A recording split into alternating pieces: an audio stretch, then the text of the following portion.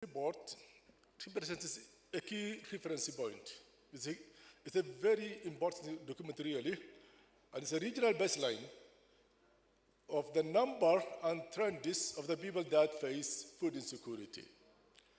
It's an important reminder that the region requires continuous support in anticipatory actions, development and resilience building interventions, as much as humanitarian response. Why this report is important? Indeed, while enhancing food security and nutrition is one of the primary objectives of IGAD, food insecurity and malnutrition levels in the region remain very high still. This is associated with a complex and reinforcing shocks and stresses, conflicts, natural disasters, and economic shocks. Indeed, there's a need for effective programs, projects, and policies aimed at addressing these challenges. At the core of this is a timely data and analysis. Without data, we cannot even know where we are and why we are. In 2021, allow me to highlight this report focuses on 2021. In 2022, there is Food Security and Nutrition Working Group that produces monthly statement. So this is the collection of the 2021 monthly report with regard to IGAD region only. So in 2021, nearly 42 million people faced crisis or worse.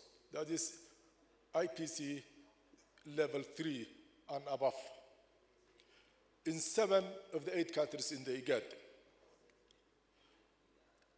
This accounts is 22% of the globally food insecure people. 22% of the globally food insecure people are living or lived in 2021 in the IGAD region. This is despite the fact that IGAD population represents less than 0.04% of the global population.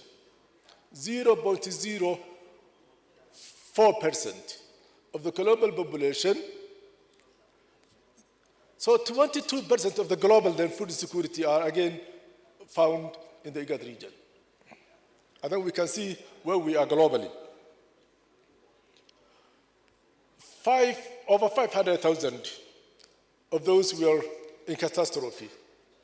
That means level 5, IPC level 5.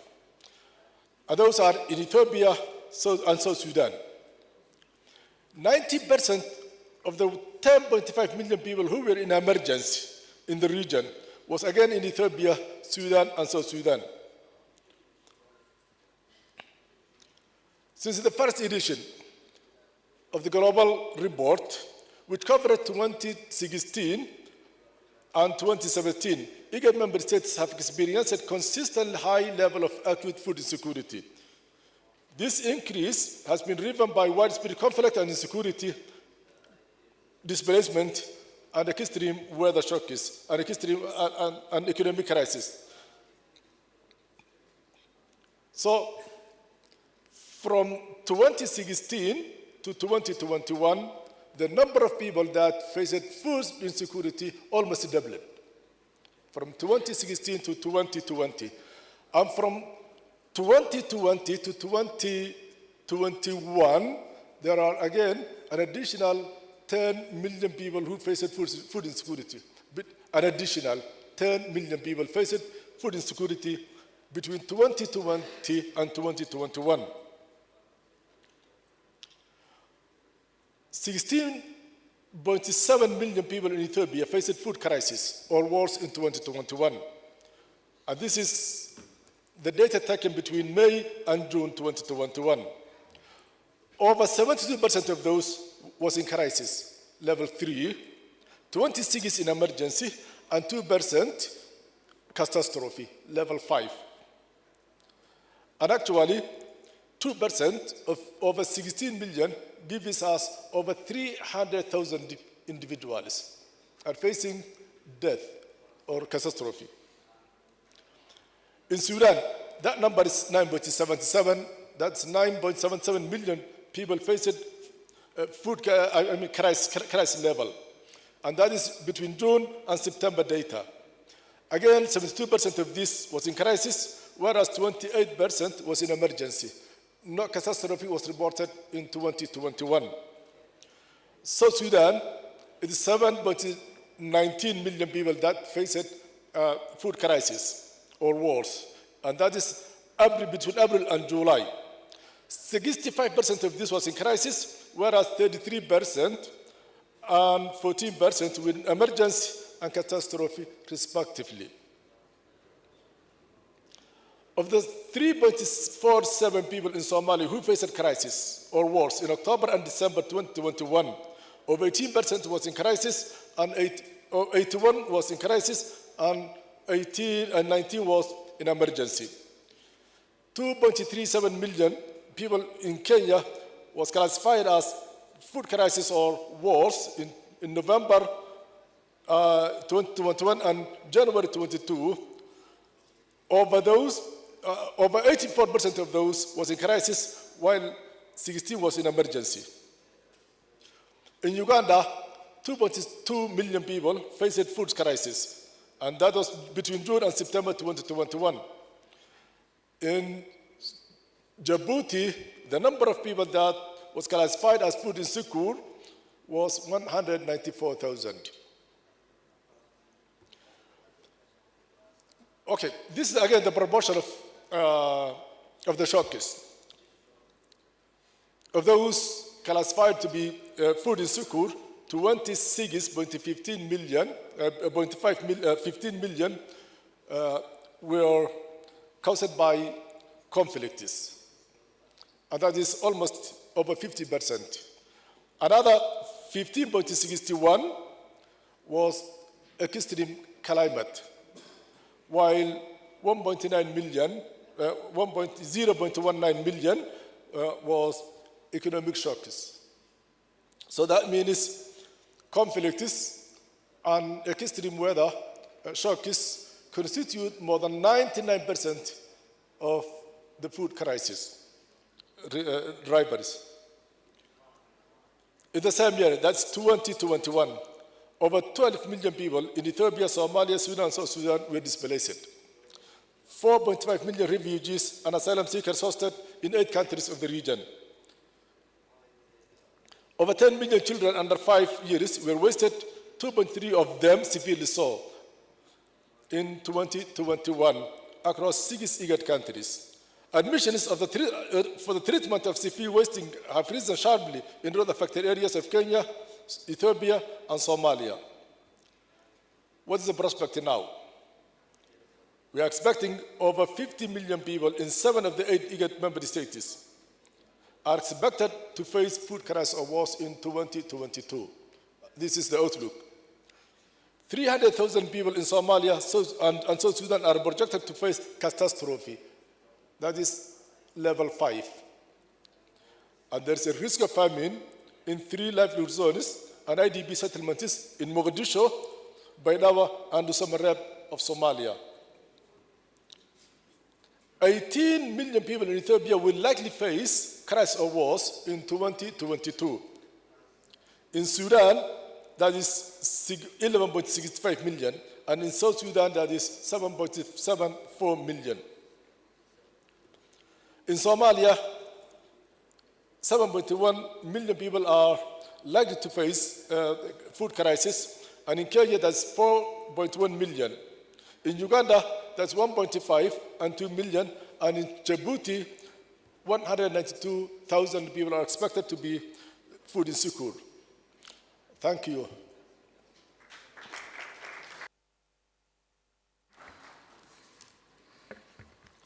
Thank you, Dr. Abdi, for the presentation of the status of food insecurity and for the data in general in different IGAD member states, where about 42 million people are food insecure, and also the status of this food insecurity as compared to the global population proportion.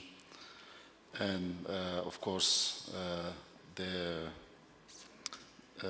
number of people affected in the different member states in 2021 and in 2022. And unfortunately, the number of people which are affected has increased by 10 million between the 2022 to 2021, which should normally is beyond the expectation. So thank you for the presentation. Now the floor is for the remark from the IGAD regional focus on global report of food crisis. So on this, in this case, Mr. Awira Anthony, the Director of Planning and Coordination and Partnership Division of IGAD, will present the remarks. The floor is yours. Thank you.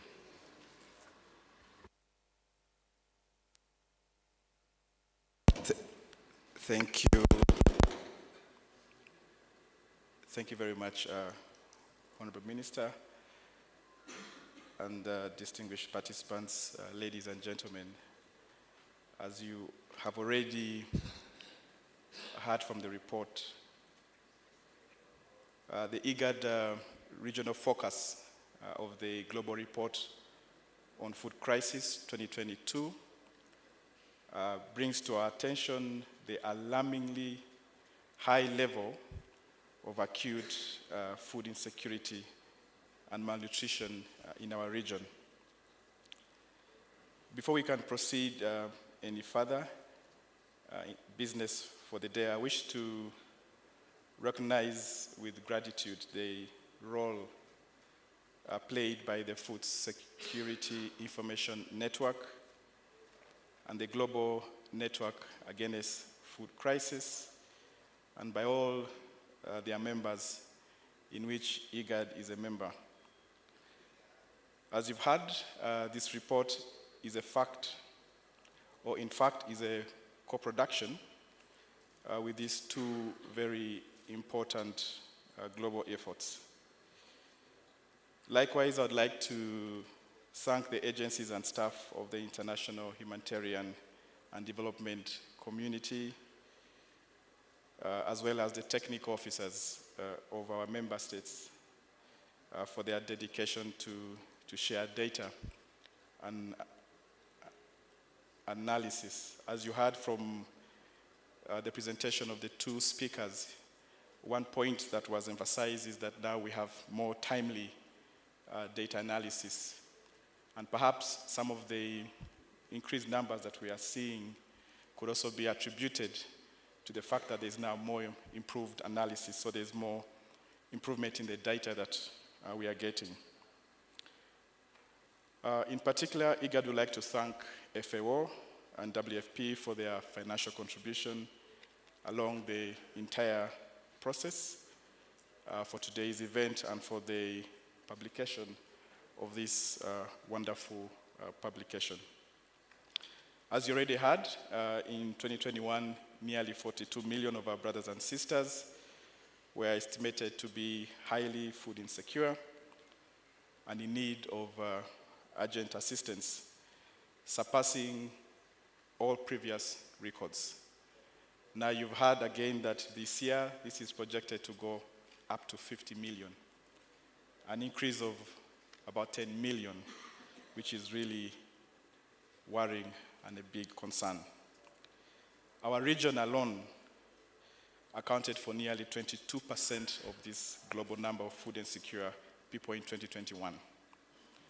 And yet, our population of our region is only 0.04% of the global population. So you can see how severe this issue is to our region when you compare it to the global population. It's a big concern for sure. In addition, over 10 million of our children suffered acute malnutrition in 2021 across the 6 IGAD countries. As you're aware, since late 2020, 4 consecutive rain seasons failed, causing widespread and persistent drought in parts of Ethiopia, in Kenya, and Somalia. Progress to regional peace and security has also seen some setbacks, sadly, contributing enormously to food insecurity and malnutrition. And it remains a concern, not only for IGAD, but for the whole international community.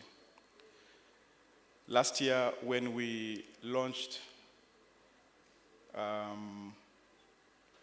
this report, the COVID-19 pandemic had exposed the unparalleled complexity of the food crisis in our region, having national, regional, and global causes and consequences as well. A year later, what do we see? The Russia-Ukraine conflict is worsening the already high levels of food insecurity across the region, once again exposing the already fragile food systems. This phenomenon presents a reality that can no longer be considered as abnormal, but rather a new normal that we need to factor in our programs, in our strategies, and in our policies. Honorable ministers here today, distinguished participants, ladies and gentlemen, about 5 years ago, we made a commitment to end hunger and achieve food security and improve nutrition by 2030 through the Sustainable Development Goal 2. However, as you know, we still remain far away from achieving this goal. This must be a wake-up call, a very, very loud wake-up call. One, we need to scale up and mainstream anticipatory action. You've heard that being mentioned by all the speakers this morning. We know it is working, and still it is not implemented at the scale that it should be. This should not be the case going forward. We need to reverse this trend.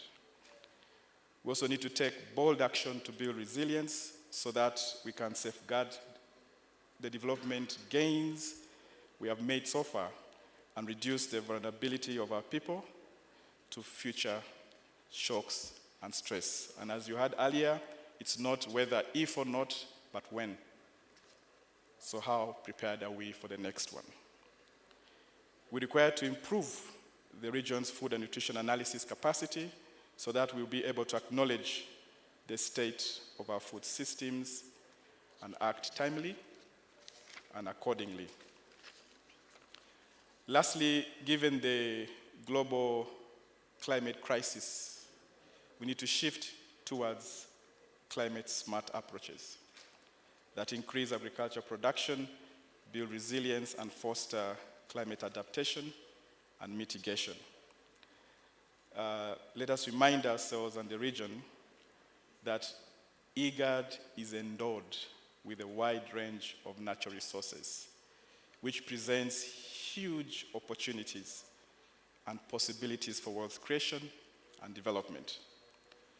Honorable ministers, distinguished participants, ladies and gentlemen, this report presents an opportunity for us to better understand the food crisis in our region and tackle the problem at its roots. By working together, I'm confident that we can not only improve food security and nutrition situation in our region, but create new opportunities for the IGAD people. As Kofi Annan, the former UN Secretary General, once said, it's partnership which holds out the greatest hope of finding solutions to the challenges we face. As I conclude, let me take this opportunity to acknowledge the efforts of our member states and partners who shared their data, their analyses, their expertise, and the resources that made this report possible. With those remarks, I'd like to thank you, and back to you, Chair.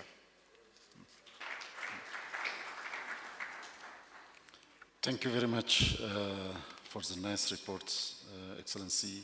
with Anthony. He highlighted the seriousness of the situation and how it is really also increasing rather than decreasing. And of course, for the proper intervention, the need of information, data from member states is very important, as it helps us to make informed decision. And of course, which is really very alarming, is that the proportion of the population in the IGAD member states is very, very small as compared to the other ones, which is only 0.04%. But and unfortunately, 22% of this population is really in food insecurity. And in his remark, of course, this food insecurity is mainly because of the failed rain for 4 consecutive seasons, apart from other factors. And of course, we are not attaining what is stated in the commitment to attain the 2030 food security in the IGAD countries.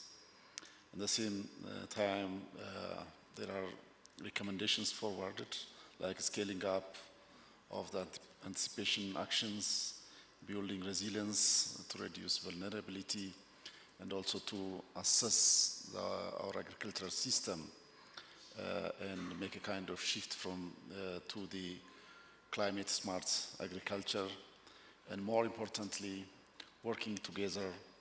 Coordination and harmony is really very important to overcome what we are currently facing in the IGAD member states, and which is also a concern globally. Thank you very much for the report.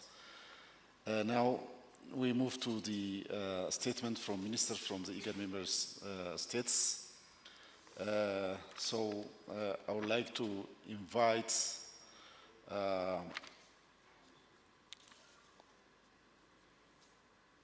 alphabetically, I would like to go Mr. Tabarak Mohammed from Djibouti. Please, the floor is yours.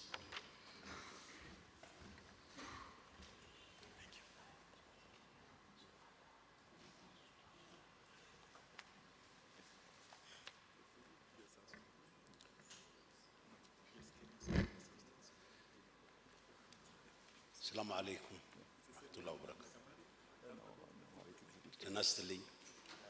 Nastali. Wasalamantin.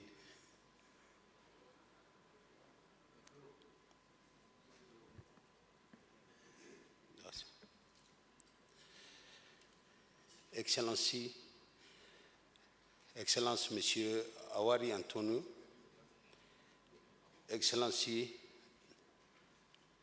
Dr. Fikru Ragasa, ministre de l'Agriculture fédérale démocratique de l'Éthiopie, Excellence Dr. Fatouma Rahima, ministre de l'Agriculture et des Forêts de la République du Soudan, Excellence Honorable Mohamed Aden Mouallim Ali, ministre de l'Élevage du fédéral de la Somalie, Excellence Monsieur Abdul Bahari Jilo, ministre, secrétaire et public des Affaires sociales du programme de la République du Kenya, Excellence Monsieur Joseph Africano Bartel, secrétaire général du ministre de l'Environnement et de la Forêt, Excellence Palma Kumuchi,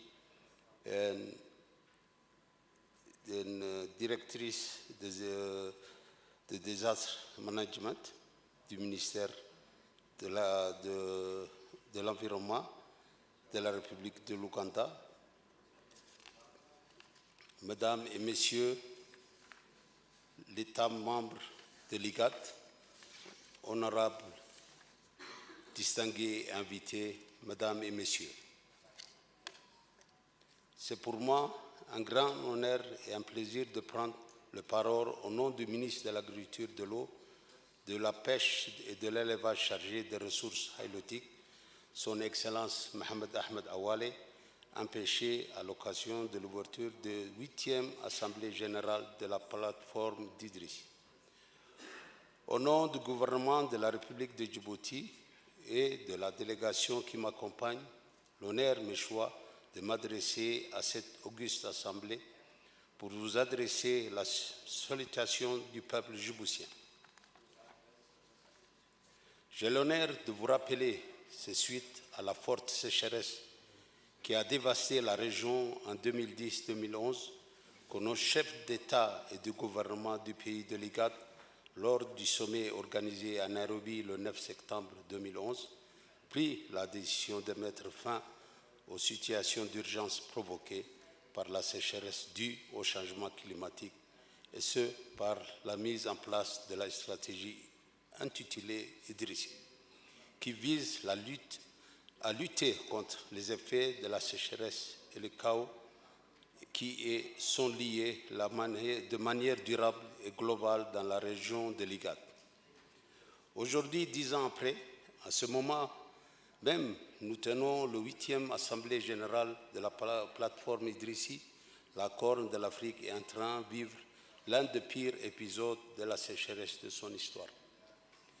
À ces effets, depuis 1981, la température n'a jamais été aussi élevée et les précipitations aussi faibles. Les conséquences pour la population rurale sont déjà graves et pourraient s'aggraver encore. Concernant la République de Djibouti, exposée à une véritable saison de pluie depuis 3 années, le pays a enregistré les conditions les plus sèches depuis 1981. La situation est déjà critique dans des différentes localités des régions de Dikil, Tojora, Alisabé et Obok. La lutte contre la sécheresse est un travail de longue haleine et de l'initiative Idrissi qui est une stratégie véritable à traiter les causes profondes de la vulnérabilité dans les zones rurales sujettes à la sécheresse et à montrer ses preuves sur le terrain. À ces effets, les projets de résilience ont eu un impact positif sur la communauté rurale vulnérable, permettant aussi à la majorité des têtes de bétail de survivre aux effets de la récente sécheresse dans la région grâce au développement du système pastoraux et agro-pastoraux qui ont assuré la pérennisation des pâturages et des ressources en eau. Mesdames et Messieurs distingués invités, c'est pourquoi la République de Djibouti exhorte le pays membre de l'IGAD, les partenaires au développement et les donateurs à soutenir davantage cette initiative Idrissi de l'IGAD qui est d'une importance capitale dans la lutte contre les effets de sécheresse dus au changement climatique. La République de Djibouti appelle aussi de tous ses vœux à une meilleure coordination de l'aide humanitaire et l'aide au développement. La République de Djibouti a pris note du lancement du programme de la Banque mondiale concernant aussi les systèmes alimentaires et entièrement disposé à amener des négociations pour la 2e phase du programme aux côtés de l'IGAD. Je voudrais, pour terminer, réitérer les remerciements du gouvernement djiboutien à l'endroit du pays membres de l'IGAD, des partenaires au développement et des donateurs pour les engagements sans faille et la coopération régionale dont ils font preuve dans la lutte contre la sécheresse. Merci de votre aimable attention.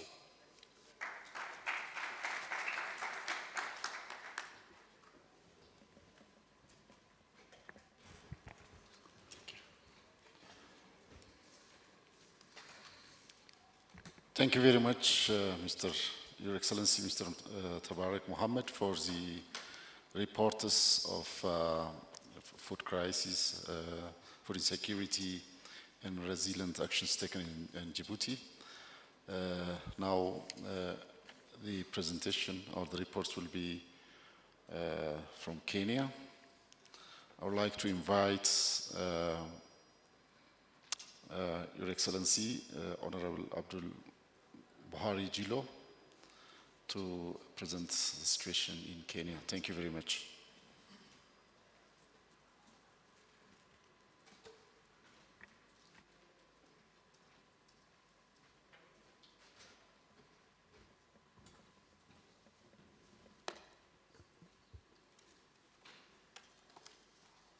Thank you, Mr. Chairman.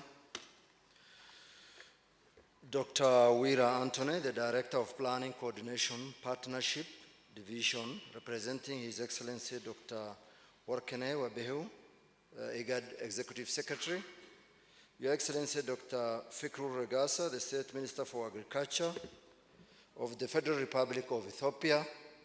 Your Excellency Dr. Fatima Rahma, Director General, International Relations Directorate, Minister of Agriculture and Forests, the Republic of Sudan.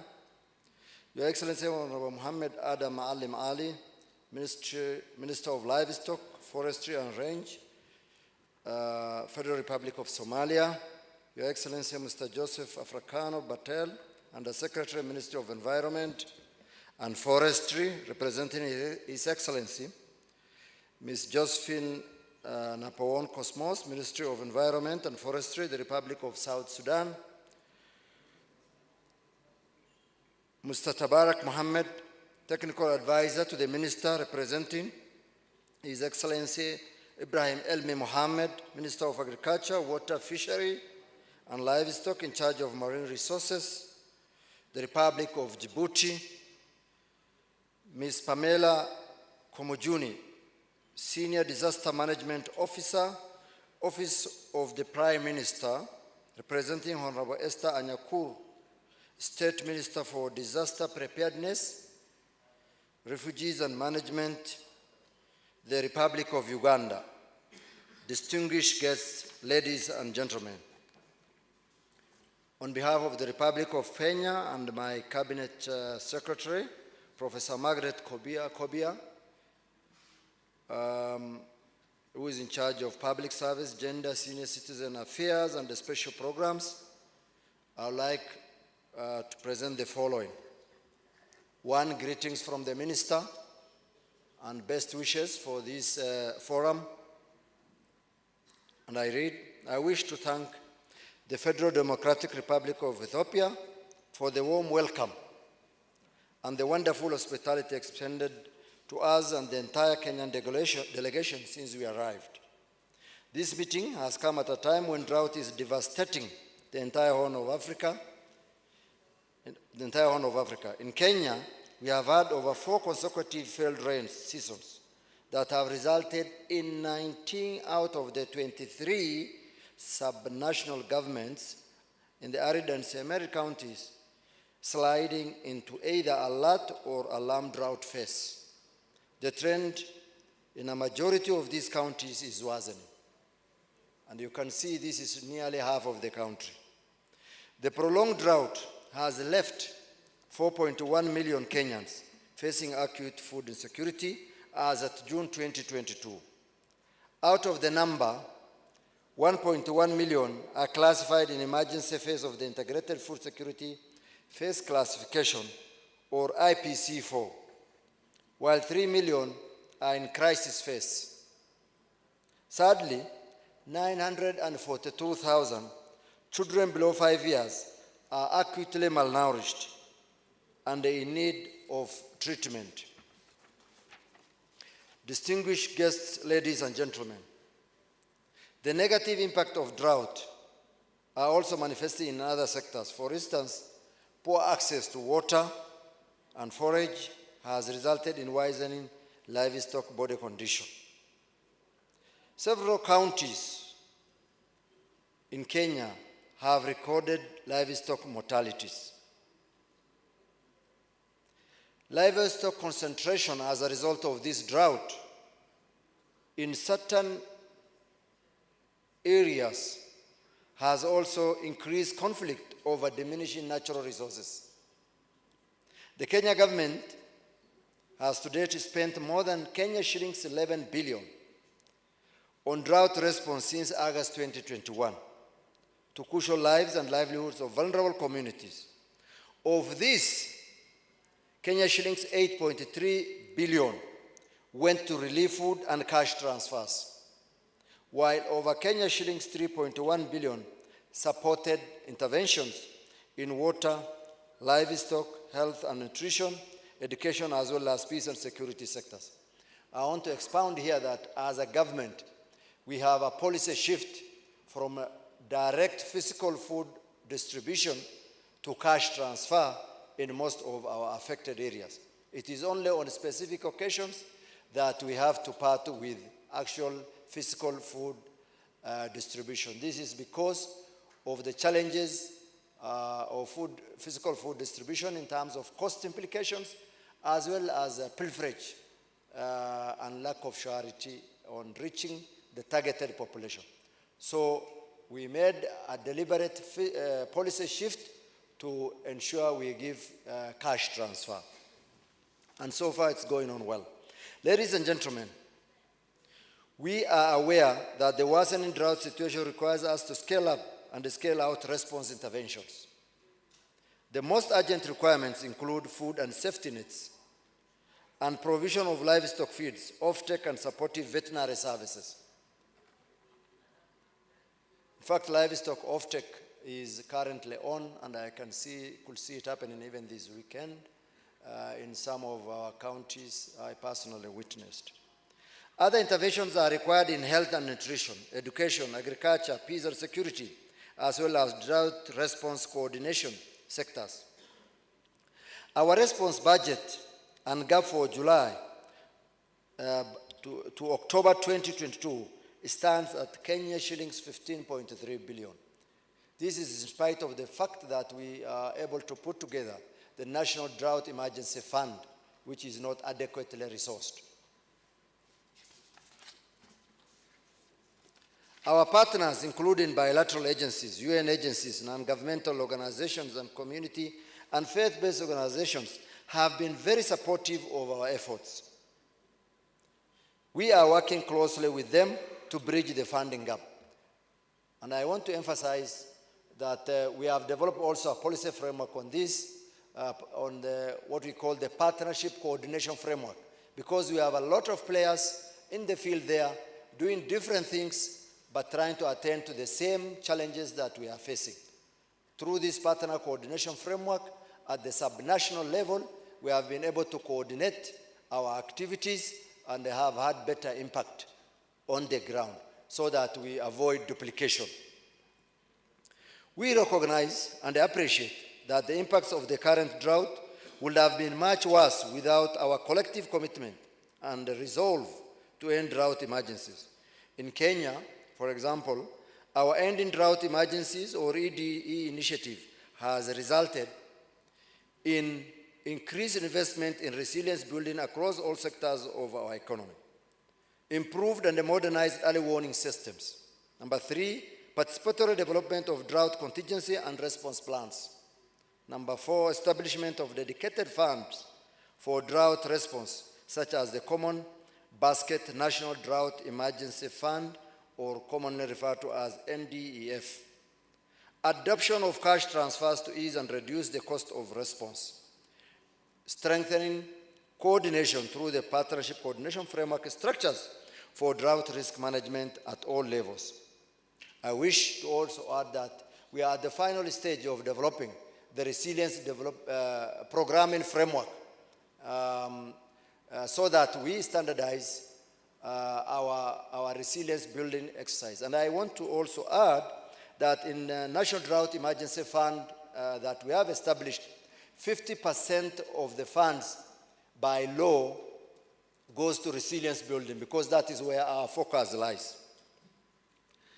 This is in addition to, from the outset, the establishment of the National Drought Management Authority, which is a dedicated institution by law as a focal point for interventions on matters of drought. As a country, we affirm our commitment to ending drought emergencies initiatives. As part of this, we have ensured that the initiative remains one of the foundations for development in the 5-year National Development Plan.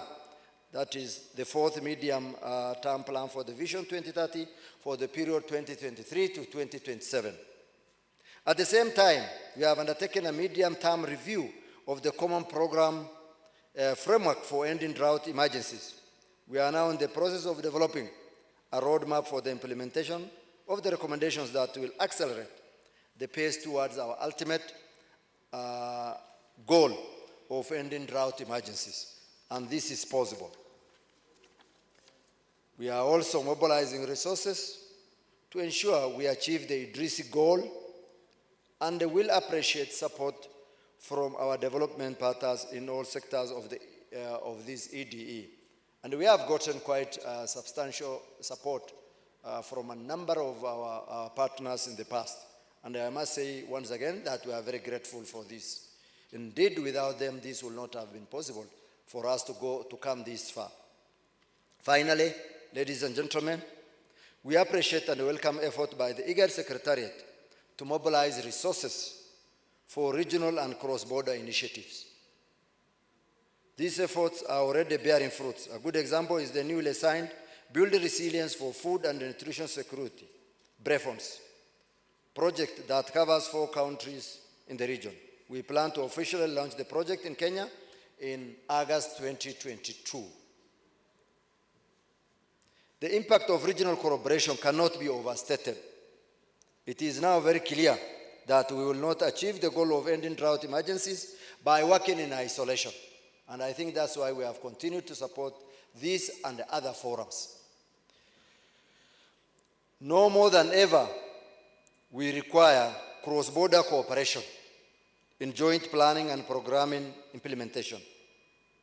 It is only then that together we will end drought emergencies. Thank you and remain blessed.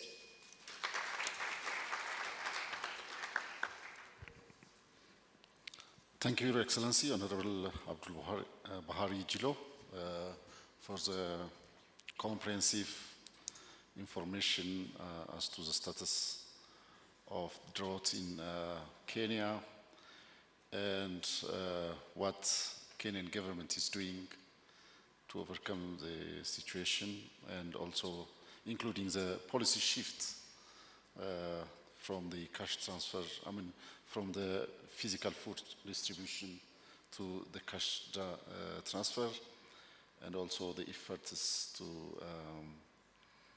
avoid duplications, and to include also the ending drought emergencies in the 5-year strategic plan, and of course the need to act in coordinated manner, and the need of cross-border coordination between different IGAD member state countries to end drought emergencies in the Horn. Having said that, I would like to invite, the next will be from, I think, Somalia.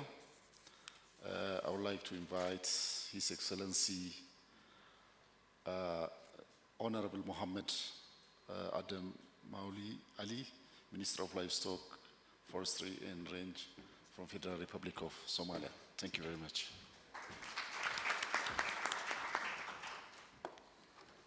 Thank you, Chairman. Bismillah ar-Rahman ar-Rahim.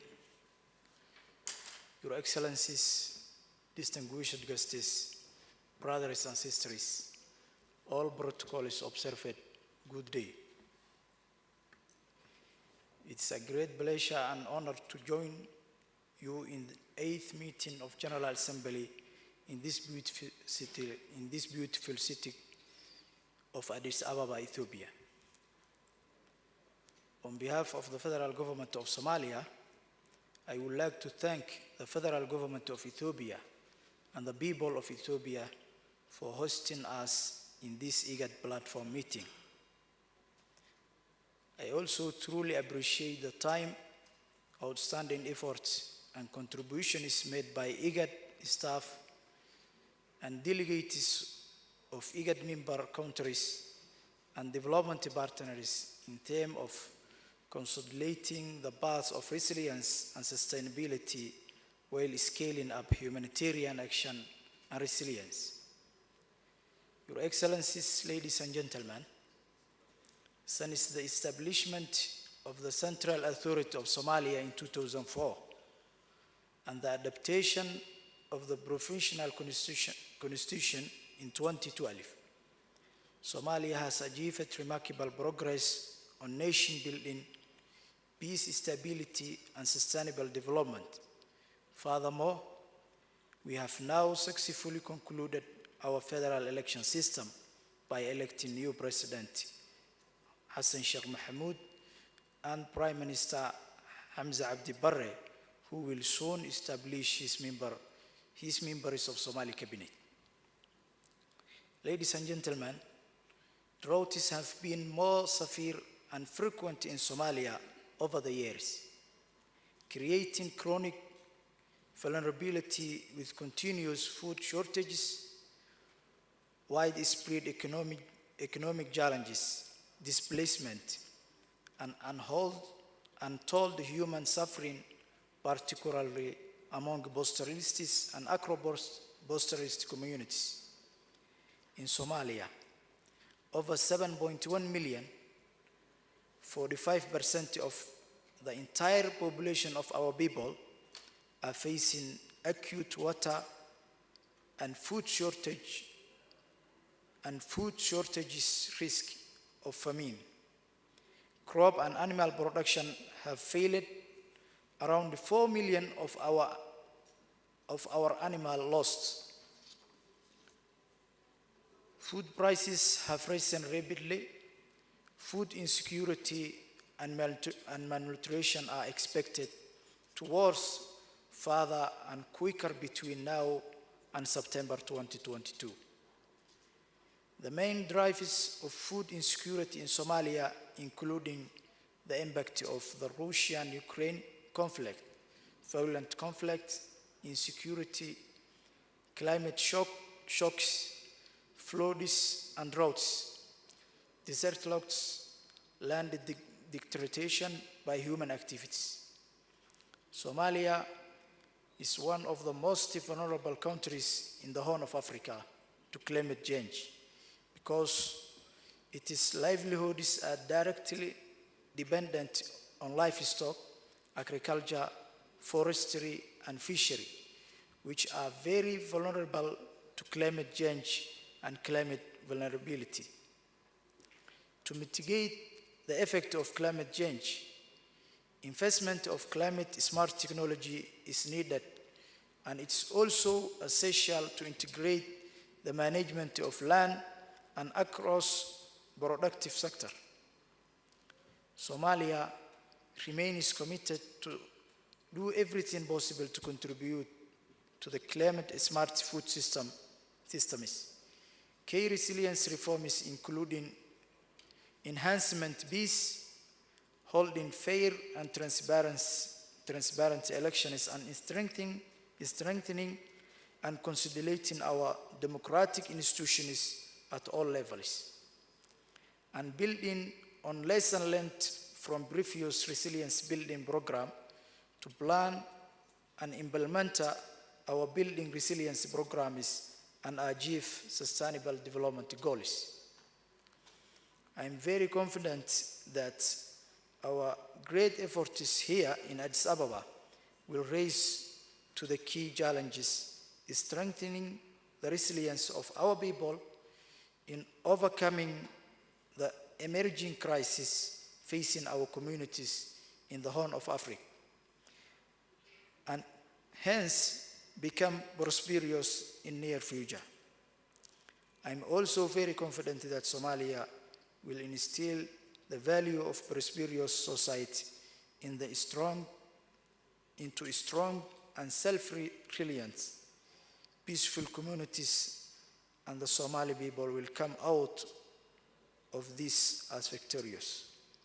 Ladies and gentlemen, I thank you very much for your attention. Thank you.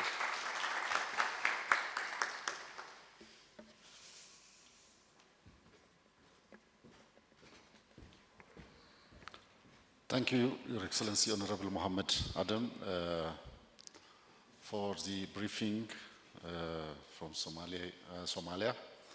And of course, we would like to congratulate you for the smooth and successful election, which is really very fundamental for the country.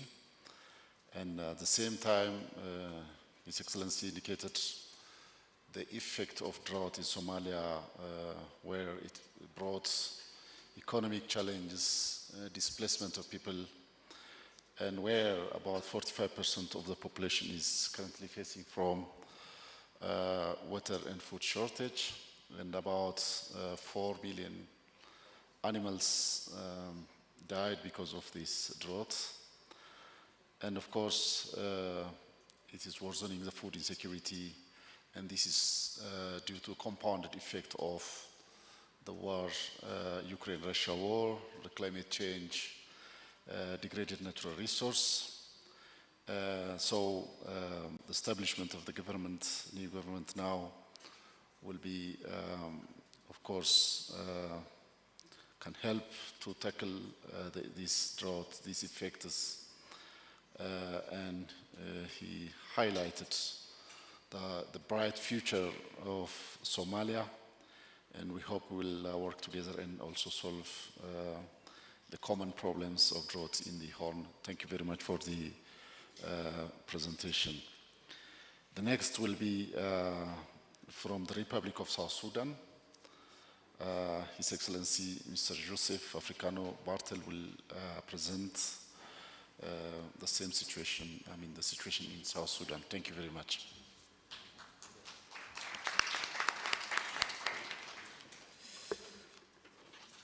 The representative of the Executive Secretary of IGAD, Dr. Awira, honorable ministers, heads of delegation, distinguished delegates, our development partners, ladies and gentlemen. I bring you greetings from Honorable Josephine Napon Cosmos, Minister of Environment and Forestry of the Republic of South Sudan, who is unable to attend this important meeting because of pressing issues at home. However, she expects that the objectives of this Idrisi Platform General Assembly will come up with recommendations that will enhance and consolidate the path to resilience and sustainable development for the region and to adapt to the climate shocks. Honorable ministers, distinguished guests, South Sudan has just marked its 11th independence anniversary. The decades of the liberation struggle, coupled with humanitarian, economic crisis, climate change impacts, and of late, COVID-19, have negatively impacted the livelihoods of our people. 6 out of the 10 states of South Sudan are flooded since 2019 to date. The devastating floods have displaced and disrupted the livelihoods of over 800,000 people. These floods are attributed to climate change. According to the Intergovernmental Panel on Climate Change, IPCC report, these impacts are projected to worsen since the world temperature has risen by 1.2 degrees Celsius above pre-industrial levels. We will be experiencing recurring floods, droughts, heat waves, excessive temperatures, and the invasion of exotic species and appearance of new diseases. Therefore, South Sudan has no option but to mitigate and adapt to the impacts of climate change. Also, 3 of our states are currently experiencing droughts. So we are all now experiencing floods and at the same time droughts. The government is currently working with the Netherlands in order to address the flooding in the jungle estates through construction of dikes, drains, and canals to drain the water.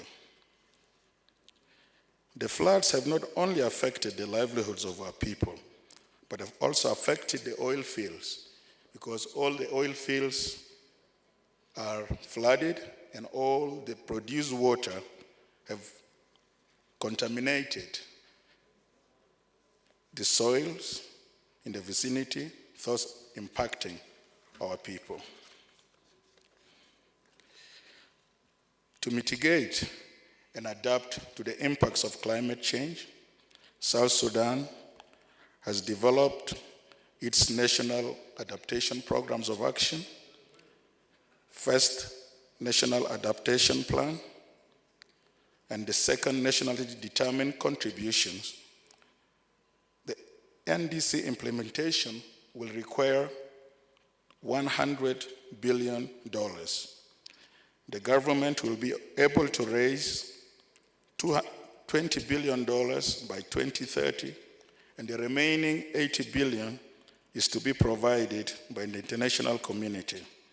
In addition, the ministry is currently implementing 2 projects under its NAMPA: strengthening the capacity of government and communities to adapt to the impacts of climate change. And secondly, the second project is watershed approaches for climate resilience in agro-pastoralist landscape in northern Bahr el-Ghazal. The ministry is also in the process of installing an early warning system to forecast and predict extreme weather events such as floods, droughts, and heat waves. This system will alert our citizens such that they take precautions and prepare for any eventuality, since these droughts and floods are going to be frequent. And the only remedy for our people in the affected areas is to relocate from the floodplains to higher grounds and areas. The Ministry of Humanitarian Affairs and Disaster Management, in collaboration with international actors and development partners, are providing the necessary assistance to the different affected populations such that they settle and rebuild their livelihoods. South Sudan commenced the Declaration on Deforestation and Land Use. The government has planned in its second national determined contributions to plant 100 million trees in 10 years. In our efforts to curb deforestation, South Sudan intends to generate 3,000 megawatts of power from hydro, solar, wind, geothermal, and natural gas. In the area of agriculture and food production, South Sudan plans to engage the agriculture sector in introducing smart agriculture technology as identified in its comprehensive agriculture master plan. In the area of livestock, the Ministry of Livestock and Fisheries has developed a national rangeland management strategy and action plan 2022 to 2031, focusing on herd improvement, health, and also pastoralism support service, including research, extension, feed and rangeland, and value addition, gender, climate change, and land tenure. The Ministry of Health, with support from World Health Organization and Unicef, Health Pool Fund, and other partners have launched a national COVID-19 vaccination campaign in the 10 states, including the 3 administrative areas. The vaccinations are also reaching 26 IDP sites and 22 refugee sites. And as of May 25, 2022, 764,980 eligible people are fully vaccinated, representing only 5.6% of the population, the least percentage in the region. To mitigate and adapt to climate change shocks, South Sudan call upon the international community and the development partners to work with the government and people of South Sudan to restore peace in the country. We also call for investments, strong partnerships, and collaboration among the member states, donors, and private sector in order to enhance resilience and sustainable development. Calls for financial support, capacity building, technology transfer for it to embark on a green development trajectory. Finally, as the world is struggling to recover from COVID-19 amidst continuing crisis, realistic recovery policies can reverse the negative impacts of the pandemic on the livelihoods and move countries to a path of resilience and sustainability. Finally, South Sudan would like to thank IGAD for organizing this 8th Assembly, and we hope and believe that the recommendations that we'll adopt today will shape the new course that we'll undertake to increase the resilience and build the sustainability of our countries. I thank you.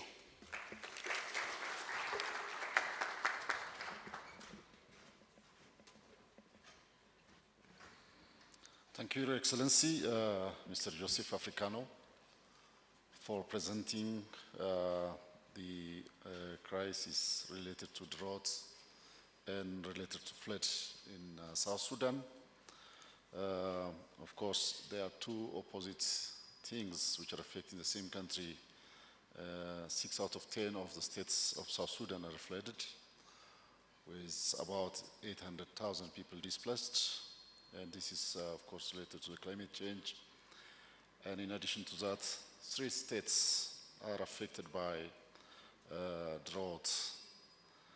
And when we talk about, present about the flood also affected not only displacement of the people, it affected the oil fields, which is then contaminating the soil of the South Sudan.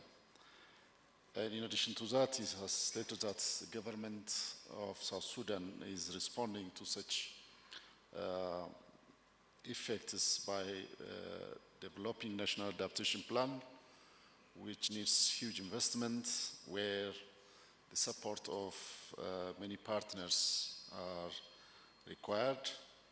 And he has also stated agricultural master plans are developed, rangeland strategies are developed, the early warning systems are established, and also, which is really very important also, that they developed forestation where 10 million trees will be planted in 10 years. And finally, the call to really many partners, including IGAD, to support in the peace, in financial, in technology transfer, and so on, so that South Sudan become resilient and overcomes the effects of different factors which come due to climate change. Thank you very much for the presentation and for the report. Now we will move to the presentation from Sudan. Her Excellency Dr. Fatima Rahma will present the status of South Sudan, Sudan. Sorry.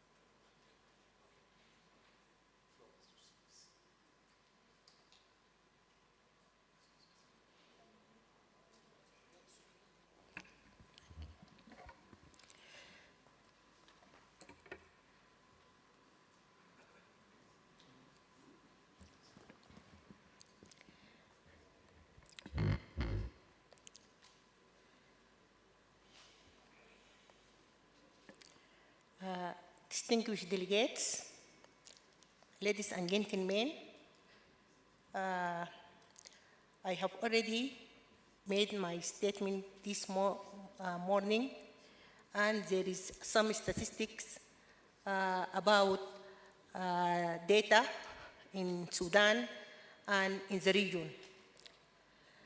But I want to stress here the necessity to collaborate and building partnerships bilaterally and multilaterally and regionally to achieve our goals through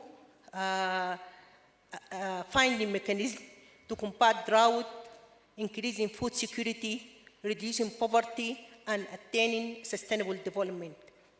I think there is no reason to be hungry in Africa, as we are rich in wide resources and assets. Wise use and proper management, all we need at all levels. Please let us coordinate our efforts, building synergies, harmonize our policies, and initiate initiatives to optimize use of resources, and achieving what we aim to for the welfare of our countries. We need IGAD support in building information database, studies, raising capacity, and an institutional arrangement, especially that last ones, an institutional arrangement. Thank you.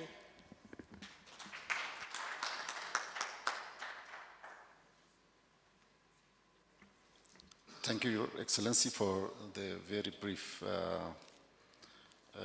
comments given as to really the impression why Africa should be hungry while we have resources and the need to work together, and also the need of IGAD to support in capacity building, in institutionalization, and so on.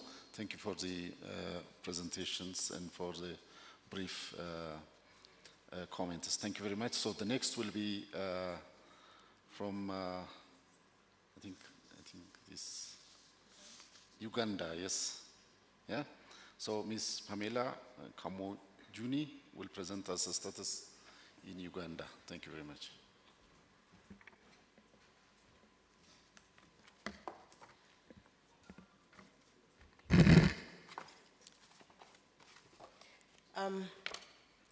Thank you, Chair, Your Excellencies, Honorable Ministers, Heads of Delegations, distinguished delegates from Member States, delegates and representatives of development partners, all protocol observed, ladies and gentlemen. Good afternoon.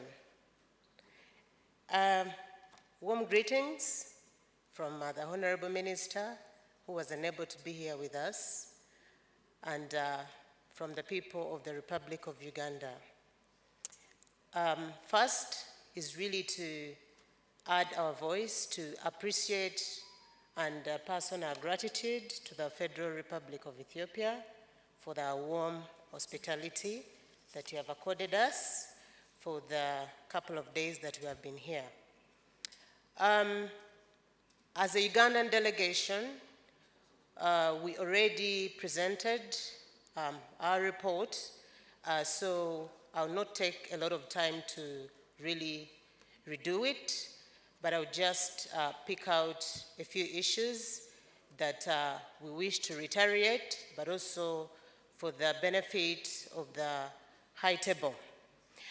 To start us off is really to thank IGAD, as well as the different development partners that participated in the process of producing the food security report, the regional food security status that was launched this afternoon. To take note that, of course, this report focused on the period that I think ended towards the end of the year 2021, And of course, since then, a lot has changed. And I think that was mentioned a little bit earlier, that there were some countries like Uganda, which seem to be doing better during the time of assessment, but of course, a lot has changed.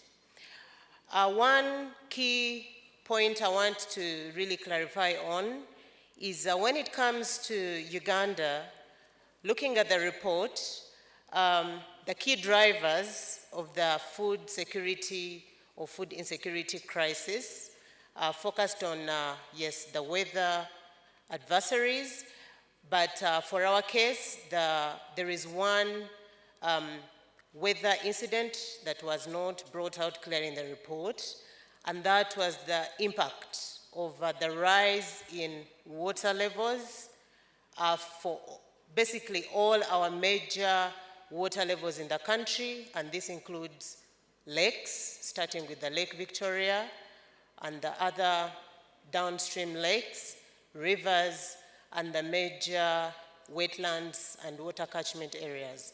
And because of that, in the year 2019, 2020, and most of 2021, that was one of the major drivers of displacement, but also a major impediment to people's ability to grow their crops. Those whose crops had been grown and had not yet been harvested, the crops were totally destroyed, and it also triggered mass displacement of actually up to 26,000 and a few more households, most of which are still in internal displacement. Now that takes me to the next point in the report, that is on displacement. In Uganda, being a major host of refugees in Africa, when we are actually talking about refugees, we look at it as cross-border migration. But beyond that, we also have our own challenges we grapple with around internally displaced persons, and we have profiled these IDPs. I've just given an example of, for example, the 26,000 households that are currently still in displacement as a result of flooding, but this is just one of the triggers of displacement. So I just thought that is something that also needs to come out clearly. And then, of course, generally, I also observe that the regional report, rightfully so, data sources are very important, and I could see it utilized mostly the IPC report, but for our context, we always comprehensively undertake an IPC analysis for the Karamoja sub-region, and of late, a few other areas which also incorporate refugee hosting districts, but mainly focusing on the settlements. So I would like to really challenge us that in future, we also put in that extra effort to reach out to the government entities in these respective countries so that we can get more data sources regarding the broader situation of the country. And this said, I actually even had to look at the bibliography to be sure that my observation was correct. As a country, for example, in the year 2020, we published an annual state of disaster report, and it was detailing the different disasters we had suffered as a country in that year, and the implications, both economic, social, and on the infrastructure. And of course, normally, the number one sector that gets affected by disasters is agriculture, its food security sector. So such reports should have been able to provide some more evidence, but you don't see them cited anywhere.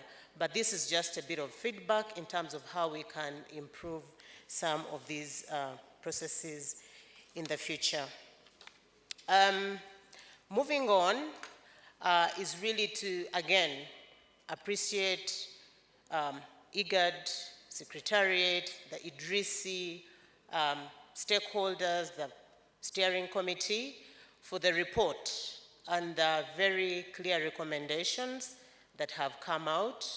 And as a delegation, we concur with all the recommendations, and of course, we shall do our part as a country to see that we move these recommendations forward. The last segment of my presentation is really to, again, give a highlight on the overview for the country.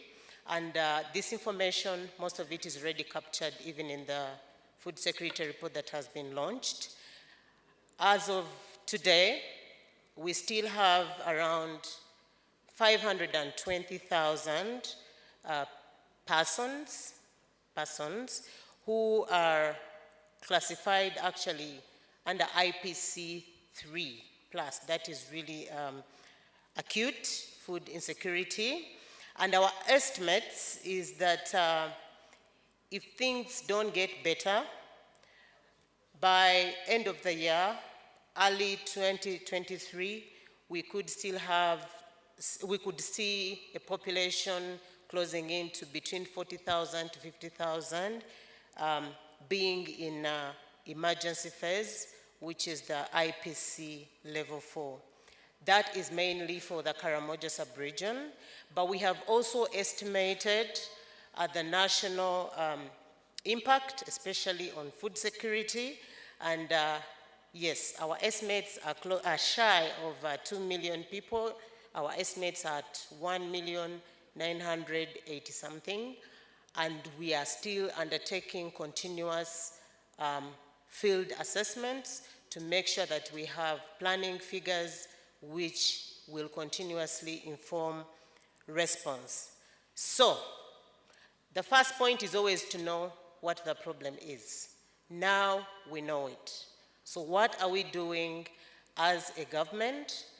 Of course, with the support from our partners. In 2015, the government of Uganda, under the financial reforms, approved a contingency fund. And in this contingency fund, we have an allocation of up to 1.5% of the consolidated funds, and we are able to access this fund for emergency response. So as the lead entity for disaster preparedness and management, which is Office of the Prime Minister, we work with our other ministries and stakeholders to mainstream resilience, preparedness, prevention interventions. But then, as all of us in the room will agree, we shall always have residual risk, being a country, a region that is highly vulnerable to weather variability and climate change. So it is always important that we plan for the residual risk. So that is the purpose of that contingency fund. And the beauty with it is, over the years, it has released the pressure in terms of seeing people in distress, and this could be partly why you'll not see a lot of people getting to that point of in this providing relief food to the most vulnerable, and this is mostly in Karamoja and some other districts in the country. Number two, the cabinet has also approved an irrigation master plan for the country, and this is covering up to 8 sub-regions. And part of this is actually, there is a bigger master plan by the Ministry of Agriculture to avail land for mass agriculture production so that we can increase production and productivity for the country. And we know irrigation is a big time enabler. The details of these specific interventions are already provided in our report. Then, in some of the drought-affected areas, especially in the northeastern part of the country, the the Ministry of Agriculture and partners are currently distributing short maturing crops to make sure that the farmers can optimize the sporadic rains that are beginning to, start in the different parts of the country. Number 4 is we are coming on very strong on anticipatory action. Over the years, we have enhanced our ability to generate and issue early warning. Every month, we issue what we call our Uganda National Integrated Early Warning System. And after that information is issued out, we follow it up with anticipatory action. And part of that is actually this relief that we are able to, map out, and we know who are the critical population at risk, and then we go ahead and support them. Number 5 is we cannot underrate the impact of conflict, and I think this has also come out clearly in the recommendation, and this is both to be looked at from the cross-border nature as well as within our own internal jurisdictions.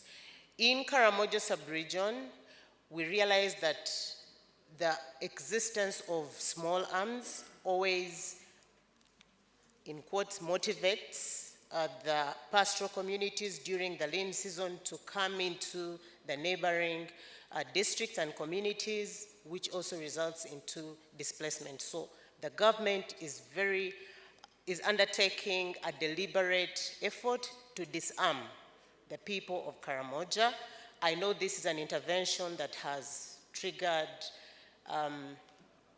different opinions here and there, but government is very intent on that, because part of the way of addressing the issue of insecurity is to reduce the illegal arms in the hands of the people. As I conclude, we also have a nutrition action plan for the country, and this targets the wasted, the malnourished children, and this is a deliberate plan for the whole country, not just being implemented now when we are having a food crisis. We have resilience projects which are in the pipeline, including those which are already under implementation, and again, these details are in our reports. And then finally, we are also coming on strong through our national development, the 3rd National Development Plan. We are coming on strong on agro-industrialization as a country, and a lot of resources are being invested in increasing production, increasing productivity, agro-processing, value addition, increasing access to markets, and all the other interventions that will contribute to agro-industrialization, because we want to take advantage of our comparative advantage as a country when it comes to agriculture production. Your Excellencies, ladies and gentlemen, these are some of the updates that I am able to give, and also they replicate, they amplify the commitments that as a country we are willing to push forward. Finally, really to thank again the organizers of this 14th Idrisi Steering Committee, as well as the 8th General Assembly, led by the IGAD Secretariat, our host, the Federal Republic of Ethiopia, our funders, I think led by the Swedish government and others, and also to thank fellow delegates from the member states, our partners present, the media, everyone who has been able to make this possible. I thank you for God and my country.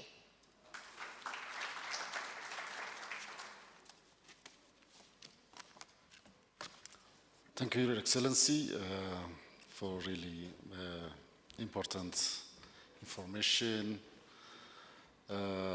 regarding especially the data issue and the changes after the data collection, and of course the status of food crisis in Uganda, that this is because of course, the climate change, as well as because of the,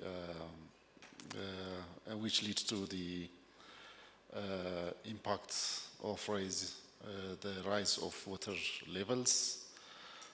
Mainly, I think it started from Lake Victoria, and where it led to also crop failure and displacement of people.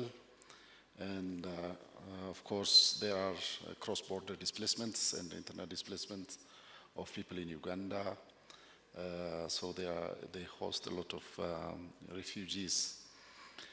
And so it's indicated that acute food insecurity status in Uganda, which is going to possibly increase.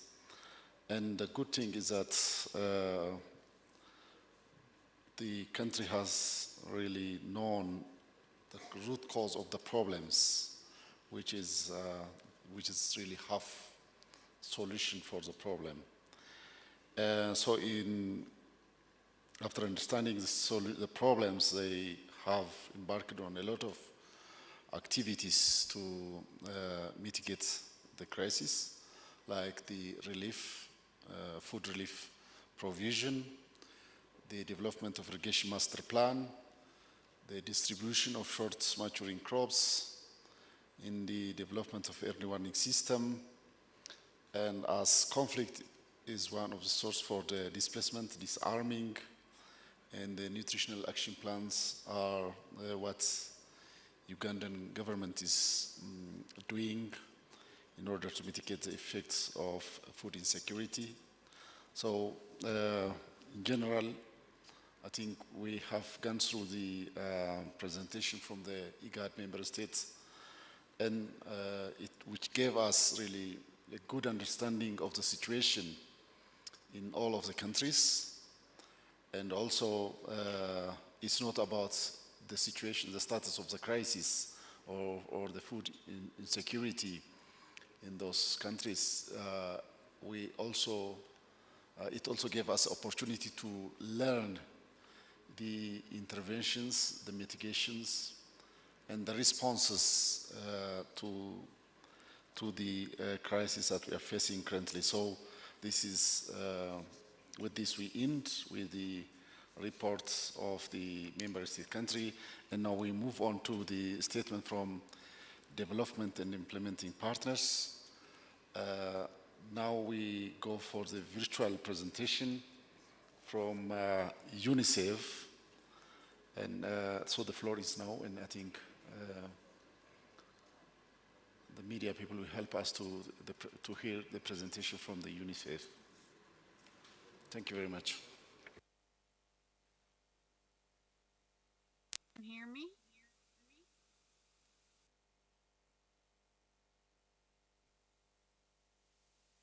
Okay, understanding that you hear me well, I just sent regards from Nairobi on behalf of Mohammed Fall, the regional director, who is currently on mission. I'm honored and privileged to represent him and the regional office and to spend this time and space with the IGAD member states, representatives of the government, representative of IGAD, and fellow colleagues of UN agencies and other stakeholders, all protocol considered. As we launched the Global Food Crisis Report, IGAD chapter, we have been very much aware of the latest deterioration of the food crisis and how it has impacted our countries. We have also been very much aware how it has impacted the most vulnerable of many societies, which tend to be the children and the most socioeconomic challenged households. And hence this report has been crucial in providing visibility to the food security and nutrition status, not only at the global level in the IGAD region, but also bringing a face to the issue. Malnutrition in the IGAD region as we've seen in the rest of the world, is constantly changing. And what we have seen is that over the last 2 years, the number of children with acute malnutrition has increased tremendously. I'm very concerned to share with you that with over 10 million children below 5 years, they're estimated to suffer wasting in the IGAD region, 10 million. And these include close to 3 million children who require life-saving treatment for severe wasting. These numbers are alarming, and I think listening to all your speeches and interventions, they really drive home the issue that we have to act now, and we have to act at the short term, mid-term, and long term in terms of policy and investment. The numbers remain high, of course, especially currently in the drought-affected countries. But we have seen it doesn't stop there. And across the different countries, we have pockets of children with severe malnutrition. And that is a concern that we have to keep close. The recent nutrition assessment, as well the nutrition admission data, indicate this worrying trend with over 24% increase in 2022 compared to 2021. And hence this short-term, very urgent need to accelerate response and programs and investment is very much warranted. It's also worth noting that the IGAD region is faced with a triple burden of malnutrition. And that is always the paradox of working in this field, because the undernutrition, the stunting and wasting, the overnutrition, the overweight and obesity, and the micronutrient deficiency really makes this a very complex issue to tackle, and means that we have a holistic and programmatic response that involves the different sectors that are currently working on the food safety and security issues. Right now, we have a close to 40 million children stunted, and then there's 3 million children overweight across IGAD. And both those categories mean that they're not really able to live to their full potential.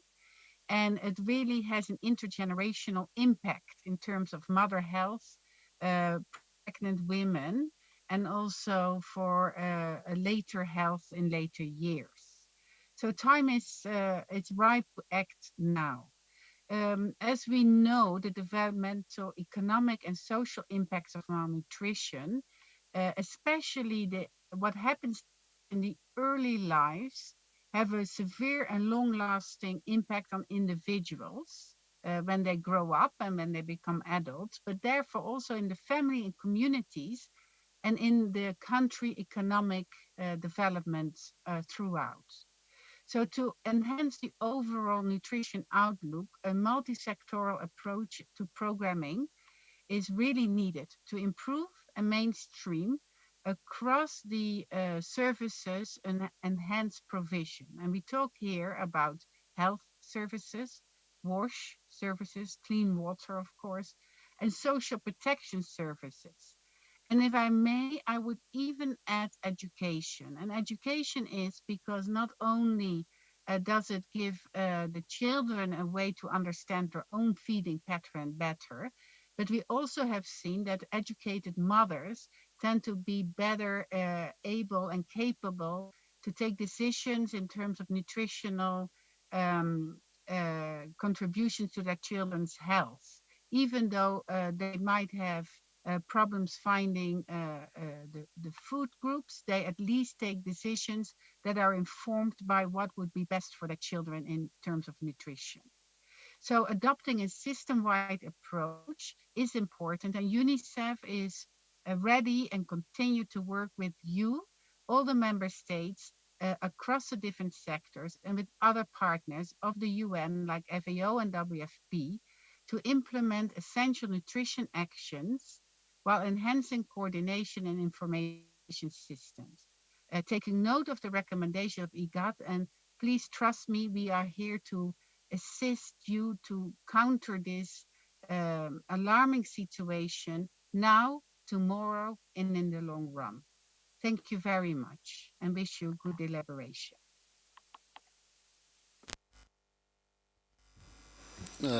Again, for the provision of information as to the status of food insecurity in the IGAD region, as well as the need for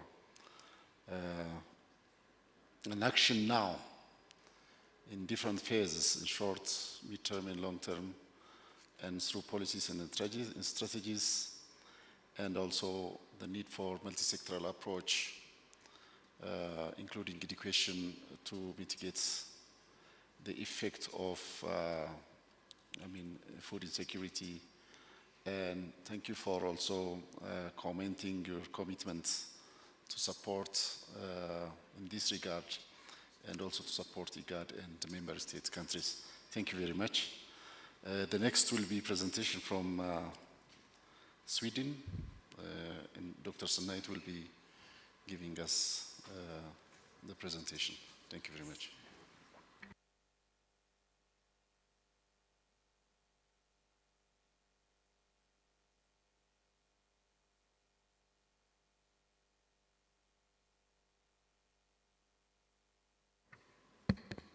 Okay, thank you.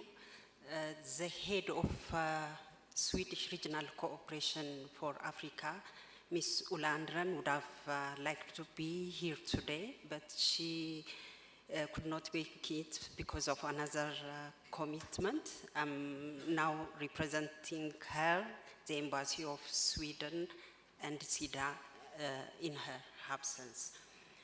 Excellencies, distinguished delegates, ladies and gentlemen, Sweden supports the resilience agenda through bilateral cooperation with the countries in the region and also through regional development cooperation in Africa. We believe the Swedish contribution to IGAD Secretariat are of direct relevance to the resilience building in the region. The contributions include supporting coordination and implementation of IDRISI, the Gender Responsive Land Governance Administration Project, enhancing blue economy in the IGAD region, harmonization of refugee management, the Horn of Africa Early Warning and Early Action, which is implemented by ICPAC and was presented yesterday, and another early warning and early action project in collaboration with FAO and ICPAC. Sweden is committed to the coordination effort as it is the only viable way forward. Therefore, Sweden reaffirms its commitment to continue the support it provides to the IDRISI Platform Coordination Unit. Going forward, it is our hope that the platform will be able to track progress through the lens of the regional and national level results framework that have been developed over the last 2 years. Thank you.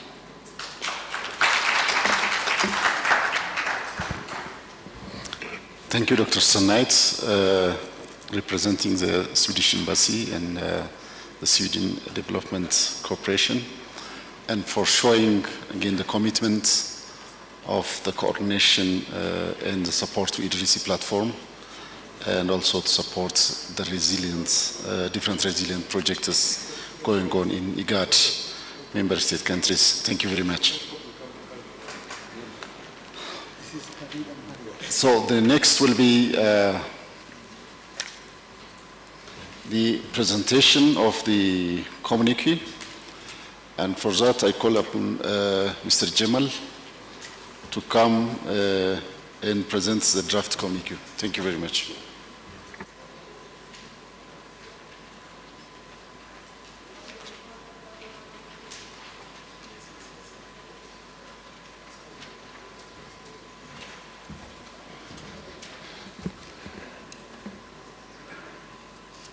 So good morning or good afternoon. IGAD Drought Disaster Resilience Communique of the 18th Addis Platform General Assembly, 22nd July 2022, Skylight Hotel, Addis Ababa, Ethiopia. Consolidating the path to resilience and sustainability, scaling up humanitarian action and resilience investments. The partners of the IGAD Drought Disaster Resilience and Sustainability Initiative, IDRC, the IGAD member states, Djibouti, Ethiopia, Somalia, South Sudan, Sudan and Uganda. Development partners, Sweden, USAID, EU, UN agencies, FAO, UN OCHA, UN Women, UNDP, Unicef, non-state actors and the IGAD Secretariat held the 18th meeting of the Addis Platform General Assembly, 22nd July 2022 in Addis Ababa, Ethiopia, within an option for online participation. The theme of the meeting was consolidating the path to resilience and sustainability, scaling up humanitarian actions and resilience investments. The meeting was opened and chaired by Dr. Fikru Regasa, the State Minister of Agriculture of the Federal Democratic Republic of Ethiopia, and was attended by Dr. Fatima Rahma, Director General, International Relations Directorate, Ministry of Agriculture and Forests of the Republic of Sudan, His Excellency Muhammad Adam Muallim Ali, Minister of Livestock, Forestry and Range, Federal Republic of Somalia, Honorable Abdul Bahari Jilo, Chief Administrative Secretary, representing Professor Margaret Kobea, PhD, EJH, Minister Cabinet Secretary of Republic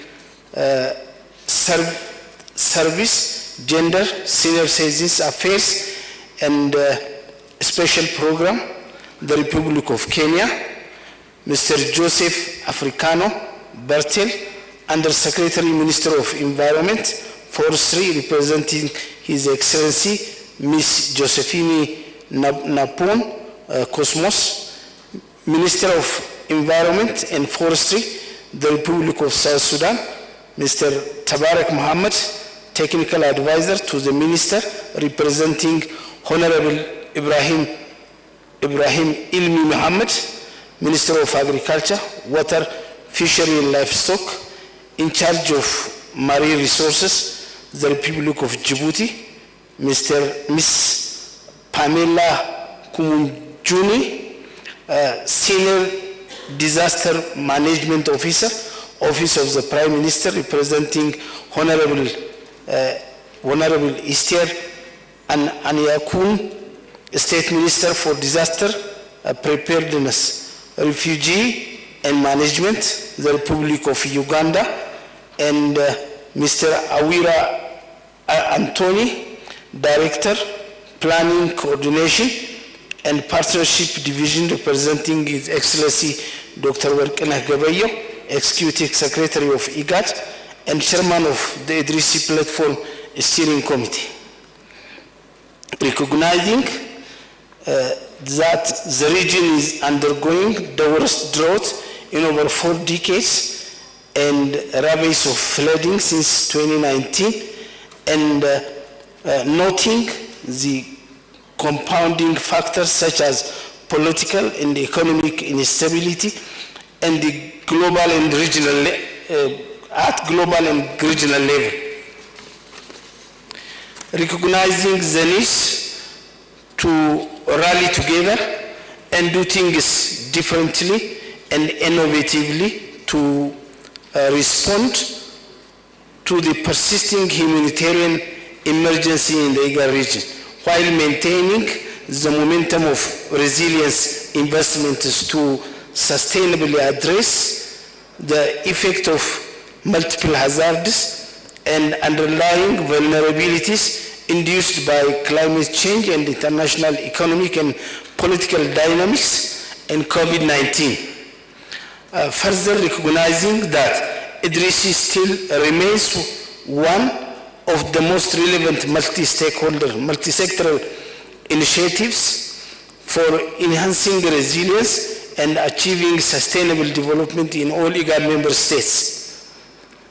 Appreciating the collaboration, coordination, and partnership between member states and development partners in implementing humanitarian action and resilience investments, and acknowledging the progress made in pursuit of the Idrisi goals. Acknowledging the 14-point communique of the ministers' meeting on drought held in Nairobi, Kenya on the 13th May 2022. Guided by the 17th point communique of the 39th Extraordinary Assembly of the Heads of State and Governments of the IGAD region held in Nairobi, Kenya on 5th July 2022. We, the ministers, government representatives, development partners, and other stakeholders present do hereby adopt the following communique to: 1. Appeal to the member states, humanitarian actors, and development partners to mobilize resources to scale up humanitarian responses to address the persisting food insecurity. In this regard, take extra measures to assess and manage the impacts of the ongoing drought on gender inequality. 2. Call on IGAD Secretariat, member states, and development partners to expand the scope and the scale of regional climate-smart resilience investments and further emphasis the need for effective partnership, cooperation, and coordination among the stakeholders in this regard. Urge the IGAD Secretariat and the member state to mobilize resources for sustainable, large-scale surface and groundwater-based development that would bring a meaningful impact and direct economic and social benefits for youth, women, and resource-poor households. 4. Urge the Idrisi platform members to support the effective implementation of the IGAD protocol on transhumance to regulate cross-border pastoralist mobility to avoid conflict. 5. Call on the IGAD Secretariat and the member states to strengthen capacities for anticipatory early action by developing regional early action frameworks and protocols at national and local levels. 6. Urge the IGAD Secretariat to strengthen climate forecasting and multi-hazard early warning system by improving capacities of the multi-hazard early warning situation rooms at ICPAC and work to establish dedicated situation room in the member states. 7. Call on the IGAD Secretariat and the member states to enhance the institutional capacity for effectively implementing and monitoring the Idrisi regional and country program papers. 8.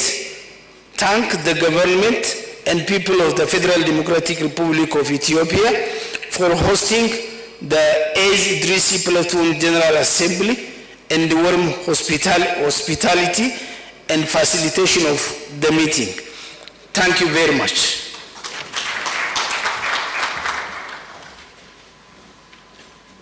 Thank you very much, Jamal, for the presentation of the draft communique.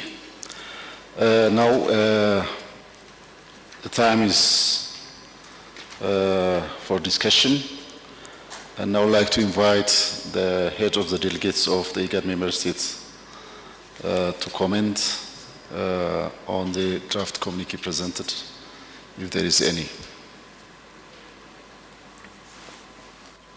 Yes, thank you very much. And here at the first page. The name must be changed. It's not Honorable Ibrahim Ilmi Mohammed, but is Honorable Minister Mohammed Ahmed Awale will be Minister.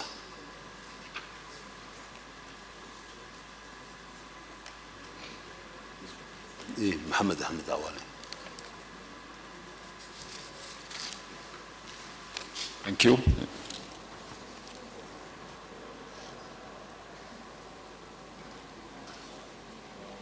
Is there any? Okay, from Kenya. I think I appreciate the work of the Secretariat for coming up with this communique. My only emphasis is on number 5. We have in the past focused a lot on the early warnings. I'm happy that anticipatory early action is now given also some serious emphasis. In fact, that is the immediate thing we should be embarking on right from here, dependent on what the forecasts are for the next season, so that it is not only a talk, but action is being taken. And I'm happy we are saying we develop a framework. This we should be able to do within the shortest time possible and put in place the necessary resources and infrastructure towards ensuring that we have an early action to mitigate against the effect of the next season in case it doesn't go well, because we are already overstretched and the consequences I know on the ground can be very, very bad. It's not a matter of talk.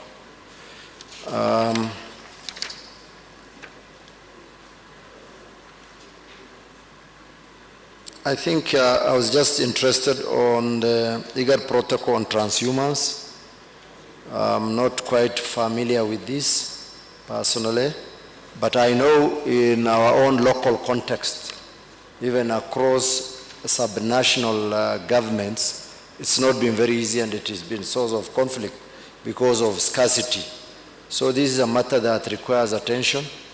Inter and intra nations who are members of this forum, and probably a bit of attention is required for this. For the rest, I think this was just an emphasis. I'm not proposing any amendments, but I was just saying that probably moving forward, we need to give this a lot of attention, because even the issue of transhumance is now going to be very visible in the event the season doesn't go well as expected. Thank you very much. Thank you very much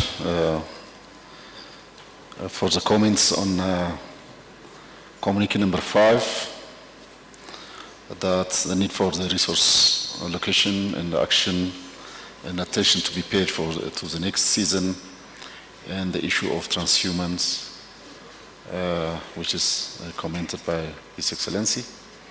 I think it will be considered by our reporters. Is there any other comment?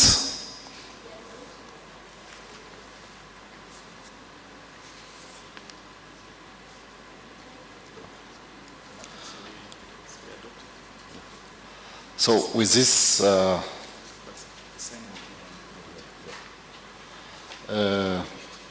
the comments given by both delegates will be considered. The first one is on name change, correction. And the second one on the communique number 5, on those factors which are stated. Having this comment considered, and there is no other comment coming, we approve that this communique is approved, and the signing will be done later. Thank you very much. So,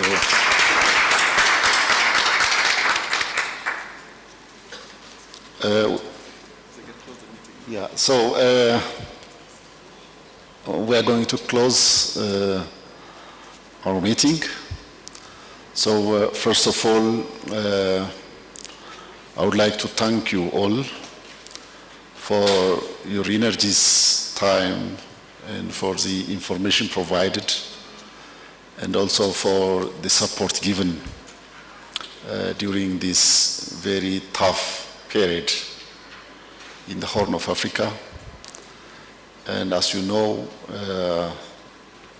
about 50 million people is suffering in this region, and also a large number of livestock is being affected, which finally have effect on socio-economic activities and peace and stability of the region.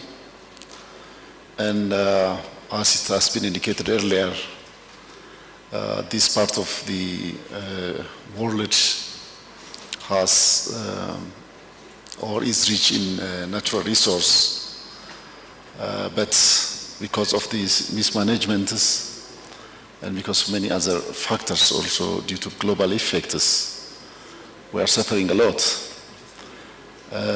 And so, as it is indicated by a delegate from Uganda, one of the most important things is to know when the root cause of the problems, and of course to know also the extent of the problem, which emphasize the importance of accurate data collection, processing and interpretation.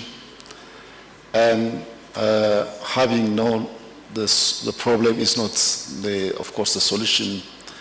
We need to act in harmonized way, in coordinated way, to really curb the effect. It is disappointing that we are suffering again and again, and the extent of the problem is increasing every time against our expectation. So it is really high time to look into what we have done so far and to really look where we went wrong and to correct those problems and really to become more resilient. And with this regard, I would like to also thank the efforts, the supports made by development partners and also IGAD to really standing in front and really bringing these member states together to work in a consortium. So with this remark, the committee will be really signed, and again, we have to act, not tomorrow, just it should start now, and we should really stand together and really curb this saddening history of the Horn of African countries. With this, I conclude my closing remark, and I officially declare the meeting is closed. Thank you very much.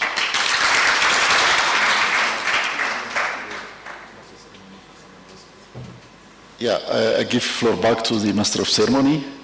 And in the meantime, representing the Ministry of Agriculture of Ethiopia, I would like to also invite to just go to the next room where there is trade fair and exhibition of different agricultural products at the same time, and this is also a good opportunity. Excuse me for this announcement, and I give back to the Master of Ceremony. Thank you very much. Thank you very much. Let's put our hands together, ladies and gentlemen, for the chair. That's not the clap we're expecting. It must be thunderous. Something big for Excellency, for ably steering us through the 8th Idrisi General Assembly, and congratulations for adopting the communique with very clear policy recommendations that will guide all stakeholders, regional, national, and also our partners in terms of working and consolidating the path to resilience and sustainability, and also scaling up humanitarian actions and resilience investments. Excellencies, ladies and gentlemen, we've walked the journey and we have reached the destination. The beauty of it is that there are other destinations beyond this journey. We've been invited by His Excellency to the exhibition. Thank you very much for that invitation. I'm sure there is a lot to learn from the Federal Democratic Republic of Ethiopia, so don't lose this opportunity, delegates from other IGAD member states, to share knowledge. One of the things we do at IGAD is provide platforms for knowledge management and sharing. So thank you very much for that invitation. And as soon as we are done with our lunch, you are invited to go there. One quick announcement for the delegates and participants that arrived yesterday. We know that COVID is still a problem in the region, and we're also aware that a number of our member states have protocols that require us to have negative PCR tests before we travel. Please heed the requirement of these protocols for our member states. We have conveniently arranged the testing services here at the venue. There is a second VIP room right out there. Please proceed, take your swab before lunch so that you are able to receive your results in time for your scheduled flight back home. Shall we take this opportunity also to wish you all safe flights, safe travels back home? And for those that are in Addis Ababa, we wish you a great stay in this beautiful city, the new flower. And I'm sure that His Excellency invites you to come back several times. And I'm sure he's also not dismissing. If you want to stay longer and tour this beautiful city, there is a lot to see. Feel free to do so. So ladies and gentlemen, I think we stand adjourned. Until next time, goodbye. And we are all invited for lunch. For lunch, the VIPs will be directed to where the lunch will be served, and all of us we shall also be directed as appropriate. Thank you very much. We are free to interact. Bye-bye.